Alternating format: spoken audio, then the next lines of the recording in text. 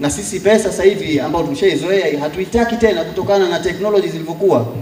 Zamani nani hapa miaka ya nyuma ambao alikuwa akiambiwa kwamba anaweza kukupigia mtu video call, mtu yuko UK, wewe uko Tanzania, mnaweza mkaonana kwenye simu. Teknolojia inakuwa. Huawei ni moja miongoni mwa simu ambazo ni kubwa, zina brand vitu. Sasa hivi kuna uwezo mtu ukachukua picha kutoka kwenye simu moja kwa kutumia gesture. Unachukua hivi, unaweka hivi, unarusha picha. Ni gesture tu, unachukua hivi, unaweka hivi. Je, sisi tushinde kwa nini kuiondoa hii pesa?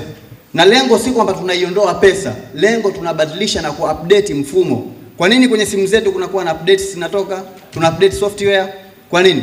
Kwa sababu tunaenda kufix zile bugs ambazo zinaweza zikatokezea. Na huu ndo mfumo ambao unaenda kwa ajili ya kufix, kwa sababu tunatokana na usalama ambao upo katika cash na utofauti ambao upo katika crypto.